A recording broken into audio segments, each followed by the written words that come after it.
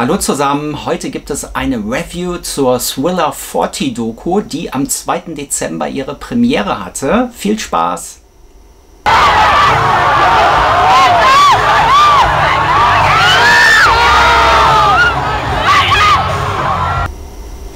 Hallo zusammen, ich bin euer Harry und wenn dir das hier alles gefällt, dann abonnier doch bitte diesen Kanal und lass gerne für diese Folge ein Like da. Ja, jetzt ist es ein Jahr her, MJ Update feiert Einjähriges und wir sind wieder zurück am Anfang. Vor einem Jahr, die erste Folge am 12. Dezember hatte ich sie hochgeladen, letzten Jahres. Da war unser Thema auch schon Thriller 40 und jetzt sind wir ein Jahr später in Folge 19 in der einjährigen Jubiläumsfolge. Und wir sind wieder beim Thriller 40 Thema. Das Thema lässt uns noch nicht ganz los. Dann letztes Jahr gab es schon die Premiere von dieser Thriller 40 Doku und jetzt hat sie tatsächlich ein Jahr gebraucht, bis sie richtig veröffentlicht wurde. Letztes Jahr gab es ja diese Fan-Events auf der ganzen Welt verteilt. Da gab es 10 Michael Jackson Thriller 40 Fan-Events, die offiziell von Sony und dem Michael Jackson Estate organisiert wurden. Da wurde auch erstmalig die Thriller 40 Doku präsentiert und einige wenige von euch, die diese Partys besucht haben, kamen in den Genuss, letztes Jahr schon diese Doku zu sehen. Und alle anderen mussten jetzt ein Jahr lang warten und ich habe es in den Folgen ja auch immer wieder, haben wir darüber gesprochen und berichtet und auf Social Media haben Fans auch immer wieder diskutiert das ganze Jahr über, wann wird sie denn endlich veröffentlicht, und jetzt hat es tatsächlich bis zum 2. Dezember 2023 gedauert, bis sie endlich richtig veröffentlicht wurde. Und diesmal hat man sie richtig ausgerollt. Sie lief in Deutschland im linearen, also im normalen Fernsehen. Und zwar MTV Germany hat zur besten Sendezeit um 20:15 Uhr die Thriller 40 Doku live im Fernsehen ausgestrahlt. Und am nächsten Tag, am Sonntag um 8:15 Uhr morgens, gab es nochmal die Wiederholung davon.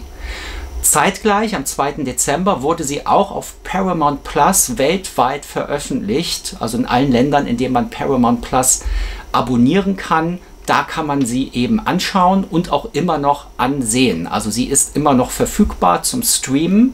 Wer von euch es noch nicht die Möglichkeit hatte, es anzuschauen, kann das jetzt entsprechend auch nachholen. Das ist ein kleiner Rückblick, was bisher geschah.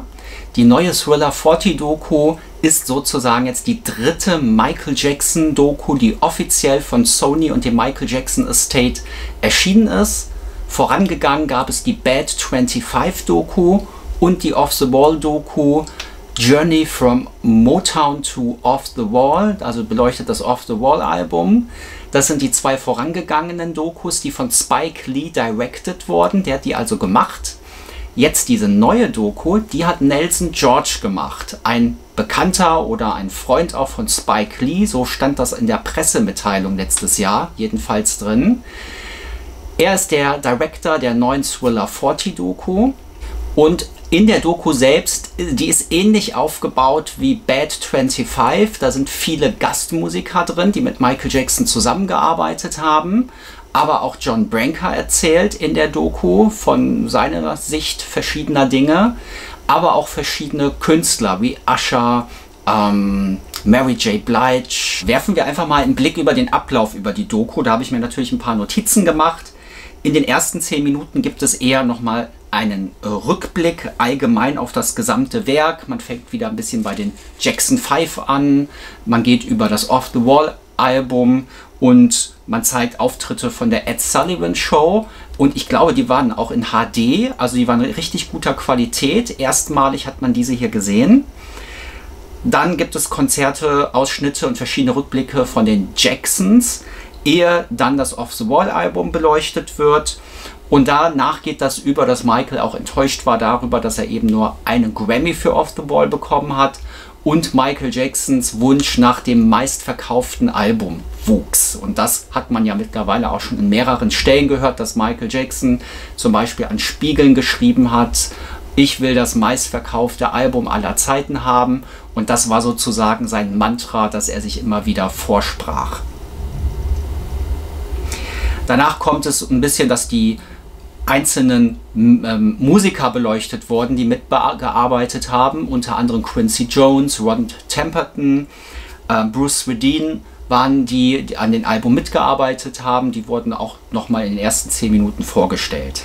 Danach ging es über, ähnlich wie in der Bad 25-Doku, dass die verschiedenen Titel oder verschiedene Höhepunkte beleuchtet wurden. Allerdings hat man hier nicht stringent die einzelnen Titel genommen und diskutiert oder besprochen. Ich nehme an, bei Bad 25 gab es noch viel mehr Outtakes, auch von den Studio-Sessions. Hier gab es zur Thriller-Zeit, war es halt noch nicht so üblich, so viel aufzunehmen. Aber es gibt auch einiges an Filmmaterial, was wir jetzt das erste Mal gesehen haben. So sind wir hier am Anfang, wird kurz Baby Be Mine beleuchtet, dann geht es schnell über in The Girl Is Mine und da sehen wir das erste Mal auch verschiedenes Outtakes aus dem Studio, wie Michael Jackson zusammen mit Paul McCartney den Song The Girl Is Mine am Einsingen ist. Und das sind wirklich tolle Aufnahmen, die das erste Mal gesehen wurden, da habe ich mich sehr gefreut. Michael Jackson im Studio. Dann geht es über in Billie Jean. Da gibt es ein kurzes Interview von 2001 vom Rolling Stone. Das wird mit eingeblendet, wo es auch darum geht, wie Michael Jackson oder wie er selbst Songs schreibt, dass das eben ein von Gott gegebenes Talent ist, erzählt er dort. Danach geht es über in Wanna Be Starting Something. Da erzählen Musiker, wie sie das erste Mal auf Havenhurst eingeladen wurden und gar nicht wussten, dass sie jetzt das erste Mal Wanna Be Starting Something, aber auch andere Songs zu hören bekamen. Das Mama Se Mama Sa Mama Makusa wurde beleuchtet. Hier wurde aber ausgelassen, dass das ja eigentlich auch von einem anderen Musiker übernommen wurde. Das fand ich etwas schade, dass man das gar nicht so thematisiert hatte. Musiker hatten Michael wohl gefragt, was das bedeutet, und Michael sagte, ja, gar nichts, singt es einfach, das hört sich gut an. Danach geht das über in Billie Jean. Billie Jean wird einmal der Videodreh beleuchtet, aber auch, dass Billie Jean das erste Musikvideo eines schwarzen Künstlers war, das auf MTV gezeigt wurde. Auch die Hintergrundgeschichte, dass MTV wahrscheinlich auf ewig behaupten wird, wir sind ein Rocksender, wir machen Rockmusik und da passt eben die Musik von schwarzen Künstlern nicht rein. Und das war der einzige Grund, warum sie eben es ablehnten, Musik von Michael Jackson, Prince, Whitney Houston und Co. zu zeigen. Aber mit Billie Jean wurde eben eine Marke gesetzt und das erste Mal lief Musikvideos von schwarzen Künstlern und viele folgten danach, das wird thematisiert. Danach geht das über in Beat It. In Beat It kriegen wir dann auch Outtakes von dem Videodreh zu sehen, das erste Mal unveröffentlicht, die vielleicht auch hätten mit in dem Video eingearbeitet werden können. Da gibt es zum Beispiel die Szene, wo Michael hinter der Türe steht, bevor er in die Bar reingeht, und die Türe hat so Fenster, da guckt er rein und geht danach dann in die Bar vermutlich rein. Also verschiedene Outtakes von dem Videodreh haben wir gesehen, unveröffentlicht das erste Mal. Es wird beleuchtet, wie Michael einen Rockmusiker engagiert hatte, Eddie Van Halen, und diese Crossover-Geschichte wird erklärt, dass eben Michael versucht hatte, Pop mit Rock zu verbinden. Und danach geht es über in das Motown 25 Fernsehspecial und eben da wird berichtet, was los war in dem Saal, was ich auch noch nicht wusste, dass der Saal eben im Kopf stand, als Michael seinen Solopart ankündigte. Man sieht zwar schon, dass die Leute ausrasten, wenn man sich den Auftritt anschaut, aber es muss wohl noch extremer gewesen sein. Und als Michael fertig war, hat das Minuten gedauert, bis sich die Leute beruhigt hatten. Und man musste die Masse, das Publikum erstmal beruhigen, wartet, es gibt noch viel, viel mehr. Und die Leute haben ihre Perücken gerichtet, ihre Krawatten wieder ordentlich gebracht und dann ging die Show weiter. Danach ging es über in die Arbeit, wie Michael Jackson arbeitet, dass er eben auch mit vielen auch der Erste war, mit Geräuschen arbeiten, die im Hintergrund zu sehen sind. Viele andere Musiker, neuere Musiker beanspruchen das für sich, aber Michael war der Erste, der das gemacht hat. Oder er hat es damals schon gemacht, als er eben an Thriller gearbeitet hatte. Dann der E.T. Storybook-Teil wird verarbeitet. Der kam ja vor dem Thriller-Album raus. Die Differenzen zwischen den Plattenfirmen wurde beleuchtet.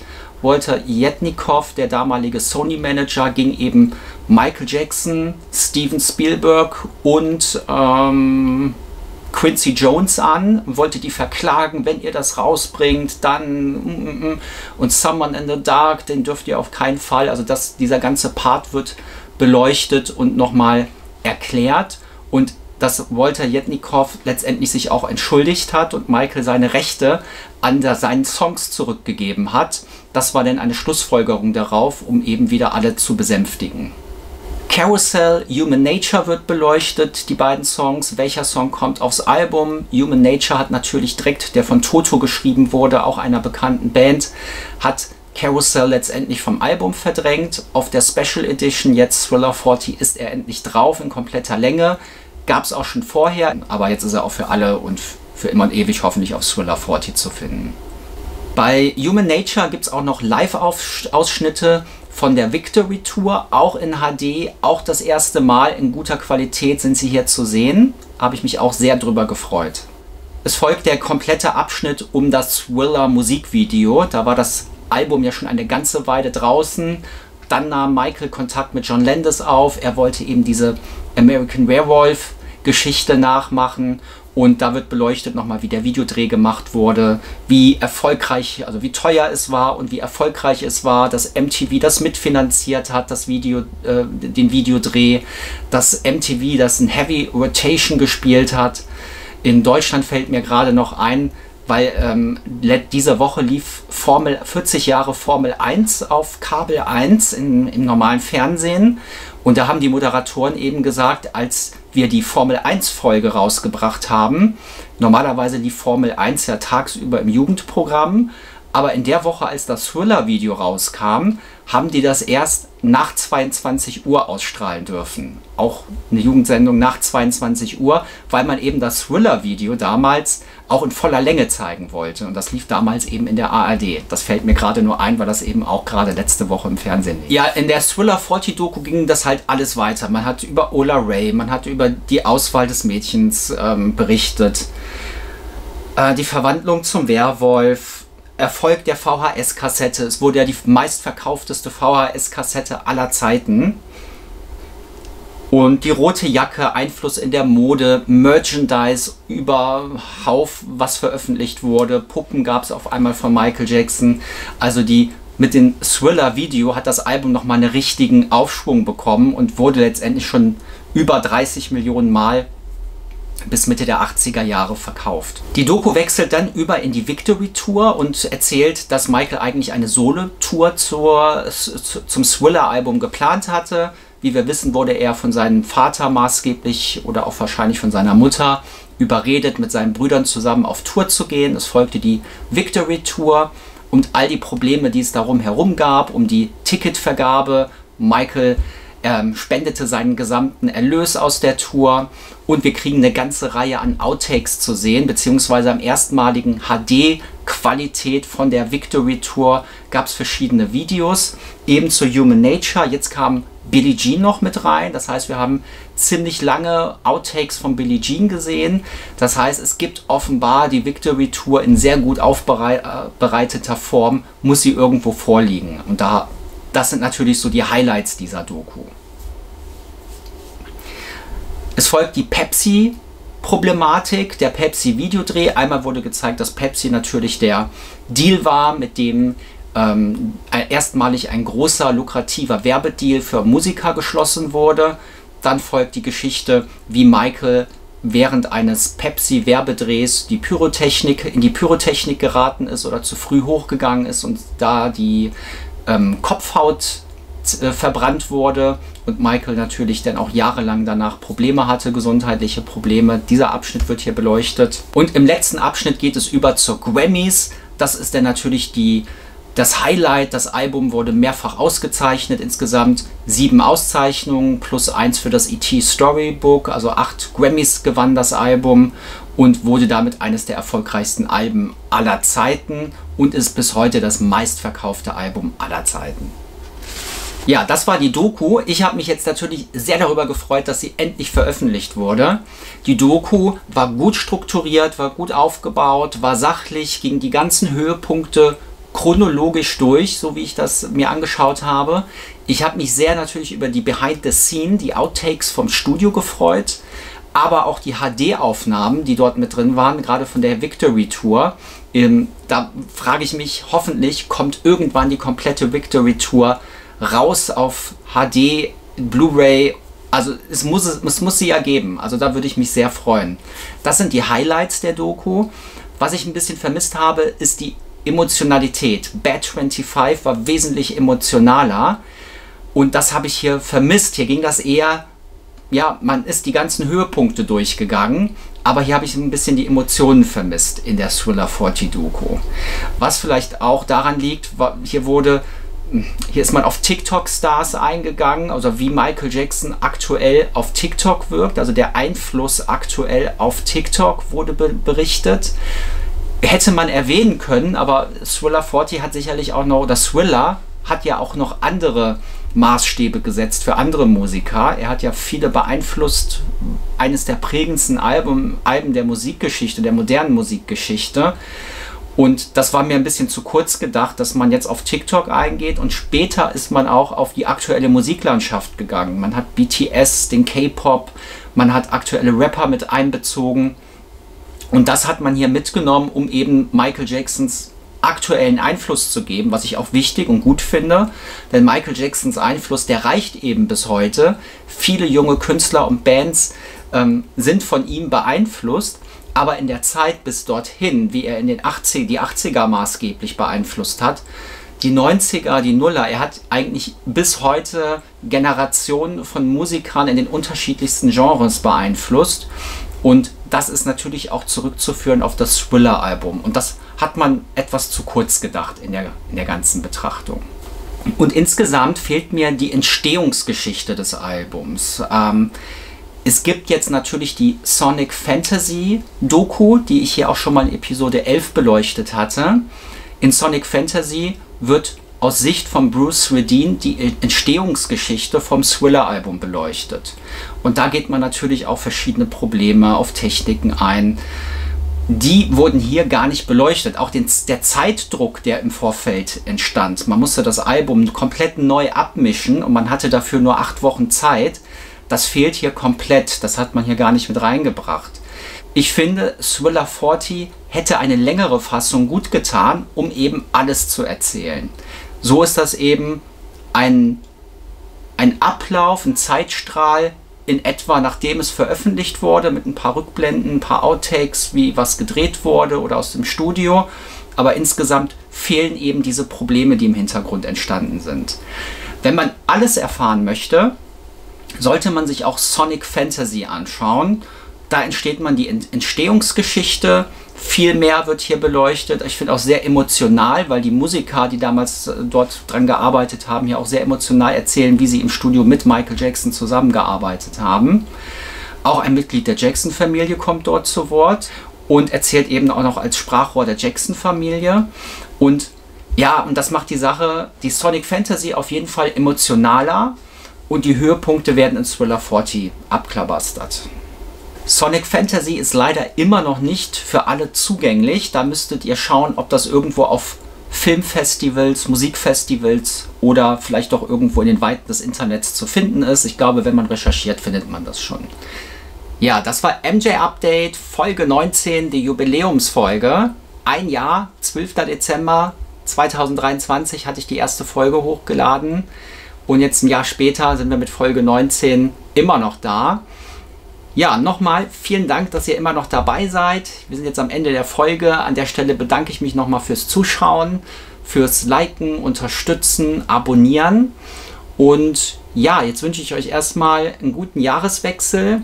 Und wir sehen uns wieder in 2024 mit vielen neuen Geschichten. Also, macht's gut. Bis dahin. Tschüss.